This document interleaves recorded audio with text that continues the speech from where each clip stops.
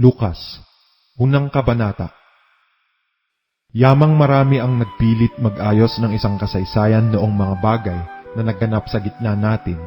Alinsunod sa ipinatalos sa atin nilang buhat sa pasimula ay mga saksing nakakakita at mga ministro ng salita. Ay minagaling ko naman pagkasiyasat na lubos ng pangyayari ng lahat ng mga bagay mula ng una, na isulat sa iyong sunod-sunod kagalang-galang na Teofilo, upang mapagkilala mo ang katunayan tungkol sa mga bagay na itinuro sa iyo. Nagkaroon ng mga araw ni Herodes, hari sa Judea, ng isang saserdoteng ang ngalay Zacarias, sa pulutong ni Abias, at ang naging asawa niya ay isa sa mga anak na babae ni Aaron, at ang kanyang ngalay Elizabeth, at sila'y kapwa matuwid sa harap ng Diyos, na nagsisilakad na walang kapintasan sa lahat ng mga utos at mga palatuntunan ng Panginoon. At wala silang anak sapagkat baog si Elizabeth, at sila'y kapwa may pataw ng maraming taon. Nangyari nga na samantalang ginaganap niya ang pagkasaserdote sa harapan ng Diyos, ayon sa kapanahunan ng kanyang pulutong, alinsunod sa kaugalian ng tungkuling pagkasaserdote, ay naging palad niya ang pumasok sa templo ng Panginoon at magsunog ng kamangyan. At ang buong karamihan ng mga tao ay nagsisipanalangin sa labas sa oras ng kamangyan. At napakita sa kanya ang isang anghel ng Panginoon na nakatayo sa dakong kanan ng dambana ng kamangyan. At nagulumihanan si Zacarias pagkakita niya sa kanya at dinatnan siya ng takot. Datapwat sinabi sa kanya ng anghel, "Huwag kang matakot, Zacarias, sapagkat dininig ang daing mo, at ang asawa mong si Elizabeth ay manganganak sa iyo ng isang anak na lalaki, at tatawagin mong Juan ang kanyang pangalan.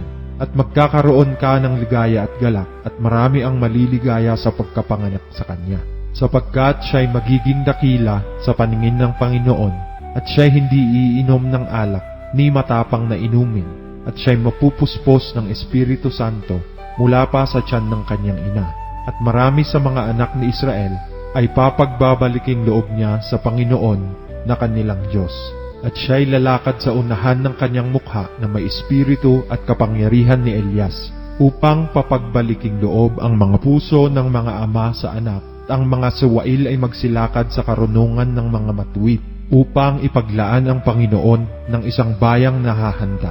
At sinabi ni Zacarias sa anghel, "Sa ano malalaman ko ito, sapagkat ako'y matanda na, at ang aking asawa ay may pataw ng maraming taon?"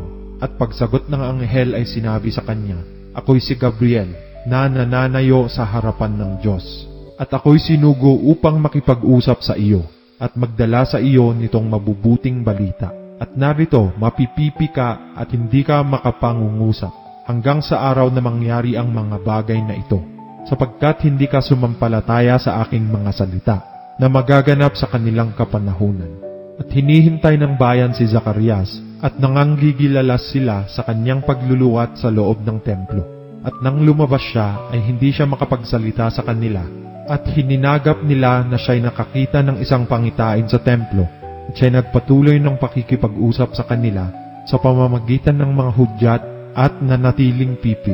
At nangyari na nang maganap na ang mga araw ng kanyang paglilingkod, siya'y umuwi sa kanyang bahay. At pagkatapos ng mga araw na ito, ay naglihi ang kanyang asawang si Elizabeth, at siya'y lumigpit ng 5 buwan na nagsasabi, "Ganito ang ginawa ng Panginoon sa akin sa mga araw nang ako'y tingnan niya, upang alisin ang aking pagkaduwahagi sa gitna ng mga tao." Nang ika-6 na buwan nga'y sinugo ng Diyos ang anghel Gabriel sa isang bayan ng Galilea, ngalay Nazaret, sa isang dalagang mag-aasawa sa isang lalaki, na ang kanyang ngalay Jose, sa angkan ni David, at Maria ang pangalan ng dalaga. At pumasok siya sa kinaroroonan niya at sinabi, "Magalak ka, ikaw na totoong pinakamamahal, ang Panginoon ay sumasa iyo." Datapwat siya'y totoong nagulumihanan sa sabing ito, at iniisip sa kanyang sarili kung anong bati kaya ito. At sinabi sa kanya ng anghel, "Huwag kang matakot, Maria, sapagkat nakasumpong ka ng biyaya sa Diyos. At narito, maglilihi ka sa iyong tiyan, at manganganak ka ng isang lalaki, at tatawagin mo ang kanyang pangalang Jesus. Siya'y magiging dakila at tatawaging anak ng kataas-taasan. At sa kanya'y ibibigay ng Panginoong Diyos ang luklukan ni David na kanyang ama. At siya'y maghahari sa angkan ni Jacob magpakailanman, at hindi magkakawakas ang kanyang kaharian. At sinabi ni Maria sa anghel, "Paanong mangyayari ito? Sa ako'y hindi nakakakilala ng lalaki." At sumagot ang anghel at sinabi sa kanya, "Bababa sa iyo ang Espiritu Santo, at lililiman ka ng kapangyarihan ng kataas-taasan. Kaya naman ang banal na bagay na ipanganganak ay tatawaging anak ng Diyos. At narito, si Elizabeth na iyong kamag-anak ay naglihi rin naman ng isang anak na lalaki sa kanyang katandaan. At ito ang ika-6 na buwan niya, na dati tinatawag na baog, sapagkat walang salitang mula sa Diyos na di may kapangyarihan." Sinabi ni Maria, "Narito ang alipin ng Panginoon, mangyari sa akin ang ayon sa iyong salita." At iniwan siya ng anghel. At ng mga araw na ito'y nagtindig si Maria at nagmadaling napasa lupaing maburol sa isang bayan ng Juda. At pumasok sa bahay ni Zacarias at bumati kay Elizabeth.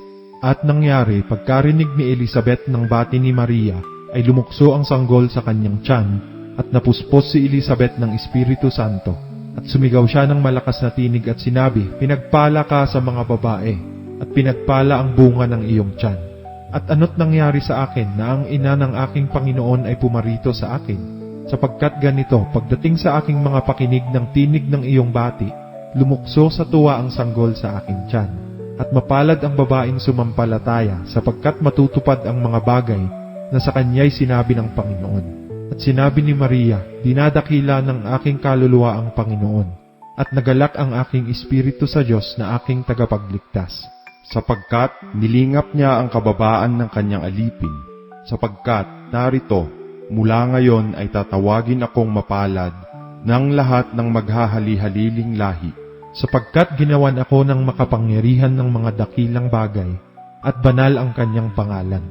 At ang kanyang awa ay sa mga lahit-lahi, sa nangatatakot sa kanya.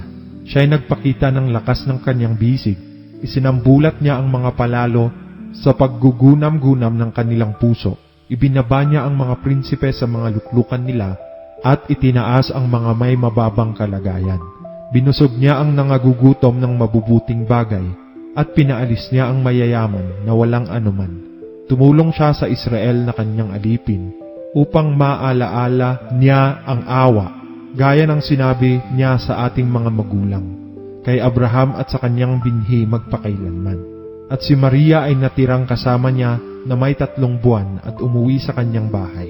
Naganap nga kay Elizabeth ang panahon ng panganganak at siya'y nanganak ng isang lalaki. At nabalitaan ng kanyang mga kapitbahay ang mga kamag-anak, na dinakila ng Panginoon ang kanyang awa sa kanya. At sila'y nangakigalak sa kanya. At nangyari na nang 8 araw ay nagsiparoon sila upang tuliin ang sanggol, at siya'y tatawagin sana nila na Zacarias, ayon sa pangalan ng kanyang ama. At sumagot ang kanyang ina at nagsabi, "Hindi gayon, kundi ang itatawag sa kanya'y Juan." At sinabi nila sa kanya, "Wala sa iyong kamag-anak na tinatawag sa pangalang ito." At hinudyatan nila ang kanyang ama kung ano ang ibig niyang itawag. At humingi siya ng isang sulatan at sumulat na sinasabi, ang kanyang pangalan ay Juan. At nagsipang gilalas silang lahat. At pagdakay na buka ang kanyang bibig at ang kanyang dilay na kalag, at siya'y nagsalita na pinupuri ang Diyos. At sinidlan ng takot ang lahat ng nagsisipanahan sa palibot nila.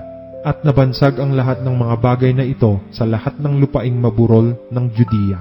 At lahat ng mga nakarinig nito ay pawang iningatan sa kanilang puso, na sinasabi, "Magiging ano nga kaya ang batang ito, sapagkat ang kamay ng Panginoon ay sumasa kanya."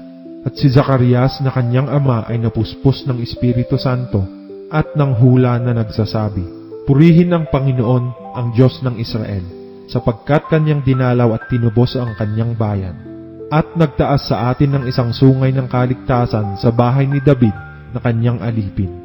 Gaya ng sinabi niya sa pamamagitan ng kanyang mga banal na propeta, na nagsilitaw buhat ng unang panahon, kaligtasang mula sa ating mga kaaway at sa kamay ng lahat ng nangapupuot sa atin, upang magkaawang gawa sa ating mga magulang at alalahanin ang kanyang banal na tipan. Ang sumpa na isinumpa niya kay Abraham na ating ama, na ipagkaloob sa atin na yamang nangaligtas sa kamay ng ating mga kaaway, ay pinaglingkuran natin siya ng walang takot, sa kabanalan at katuwiran sa harapan niya, lahat ng ating mga araw. Oo, at ikaw, sanggol, tatawagin kang propeta ng kataas-taasan, sapagkat magpapauna ka sa unahan ng mukha ng Panginoon, upang ihanda ang kanyang mga daan, upang maipakilala ang kaligtasan sa kanyang bayan, sa pagkapatawad ng kanilang mga kasalanan.